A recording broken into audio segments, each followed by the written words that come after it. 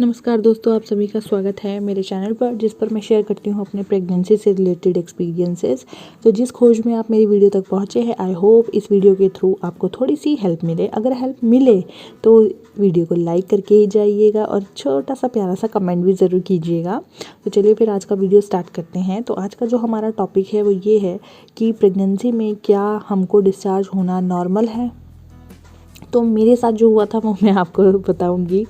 तो जी हाँ, मेरे को भी ऐसे लगता था कि प्रेगनेंसी में डिस्चार्ज हो रहा है तो क्यों हो रहा है, क्योंकि मुझे भी डिस्चार्ज होता था और मोस्टली सभी को होता होगा, क्योंकि ये भी एक प्रेगनेंसी का कह सकते हैं कि फेज़ है। पर आपको ये ध्यान रखना है कि अगर डिस्चार्ज ज़्यादा हो रहा है तो अपनी डॉक्टर से ज़रूर बात करनी चाहिए आपको, क्योंकि नॉर्मल डिस्चार्ज हमें पता चल जाता है कि इतना नॉर्मल है, पर अगर ज़्यादा ही हो रहा है, प्रॉब्लम हो रही है, तो आपको ध्यान देना पड़ेगा कि हो ना हो कहीं यूरिन इन्फेक्शन ना हो। क्योंकि मुझे भी ऐसे ही था, मैंने ध्यान नहीं दिया क्योंकि फ़र्स्ट प्रेगनेंसी में मैं भी मानती हूँ कि नहीं होता है, इतना जानकारी नहीं होती है, पता नहीं होता है, और कुछ कुछ चीज़ें ऐसी होती हैं कि पूछने में शर्म आती है ना। पर ऐसी ही शर्म बिल्कुल नहीं करनी चाहिए। देखिए, हमारे पेट में, हमारे गर्भ में एक बेबी है जो कि हमारा है, उसका ध्यान रखना हमारी जिम्मेदारी है। तो इसमें शर्मा के बिल्कुल काम नहीं चलेगा। सबसे पहले हो सके तो अपने डॉक्टर से ईच एंड एवरी पॉइंट पूछिए, जो भी आपके मन में है वो पूछिए। शर्मा करके या घबरा करके कुछ नहीं होने वाला है। मैं अपने डॉक्टर से बहुत सारे क्वेश्चंस पूछने लग गई थी, क्योंकि सेकेंड प्रेगनेंसी में मैं नहीं चाहती थी कि कोई भी केस, कोई भी चीज़ ऐसी हो जो गड़बड़ कर जाए। क्योंकि फ़र्स्ट मेरी सक्सेसफुल प्रेगनेंसी नहीं रही थी, इसलिए मैंने सेकेंड में पूरे क्वेश्चंस अपने रखे उनके सामने कि इस चीज़ के मुझे आंसर दीजिए। तो उन क्वेश्चंस में एक क्वेश्चन यही था कि मुझे डिस्चार्ज होता है, क्या ये नॉर्मल है। तो मेरे को सेकेंड प्रेगनेंसी में इतना डिस्चार्ज नहीं हुआ था, तो मुझे उससे पता चल रहा था कि हाँ इतना नॉर्मल है। पर जो मेरी फर्स्ट प्रेगनेंसी में आपको बात बता रही हूँ कि सक्सेसफुल नहीं रही थी, उसमें मुझे बहुत ज़्यादा डिस्चार्ज होता था। वो क्यों होता था, बाद में पता चला कि यूरिन इन्फेक्शन बहुत बड़ा हुआ है, जो कि उस टाइम ना ही कह सकते हैं कि किस्मत ऐसी थी, या जो भी था, ना उन्होंने ध्यान दिया ना हमने ध्यान दिया, वो बढ़ता चला गया और उससे कुछ दिक्कत हो जाती है। देखिए, इन्फेक्शन अच्छी बात नहीं होती है, कम हो ज़्यादा हो नहीं होना चाहिए।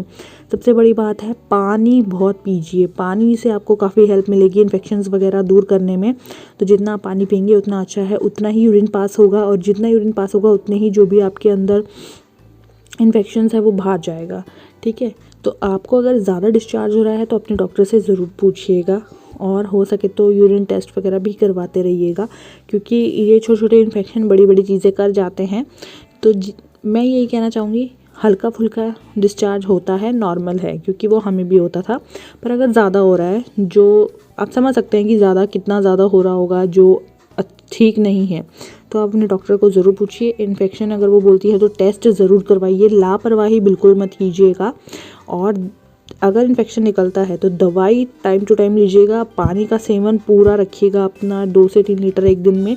मुझे पता है नहीं पिया जाता है, ना ही मन करता है, मेरा भी मन नहीं करता था, पर जब मैंने एक चीज़ भुगत ली, उसके बाद सेकेंड प्रेगनेंसी में मैंने बिल्कुल स्ट्रिक्ट अपने ऊपर कंट्रोल रखा कि नहीं, ये चीज़ें करनी है। तो पानी मैंने सेकेंड प्रेगनेंसी में खूब पिया, इन्फेक्शन मैंने होने नहीं दिया।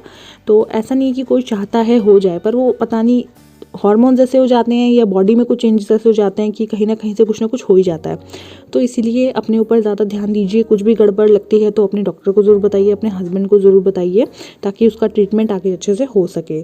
तो अगर आपको डिस्चार्ज थोड़ा बहुत हो रहा है तो वो नॉर्मल है। लास्ट में ऐसा होता है कि ज़्यादा होने लग जाता है, क्योंकि म्यूकस वगैरह निकलता है। पर अगर आपको स्टार्टिंग में ऐसा लगता है कि बहुत ज़्यादा डिस्चार्ज हो रहा है, जो कंफर्टेबल नहीं है आप उसमें, तो आप एक बार डॉक्टर से भी पूछ सकती हैं। तो आपको अगर मेरा वीडियो ज़रा सा भी हेल्पफुल लगा हो तो लाइक करके ज़रूर बताइएगा, ताकि मुझे मोटिवेशन मिले और भी ज़्यादा एक्सपीरियंस शेयर करने का। कोई क्वेश्चन हो तो वो भी पूछ लीजिएगा, मैं ज़रूर कोशिश करूँगी कि मैं आपको बता सकूँ।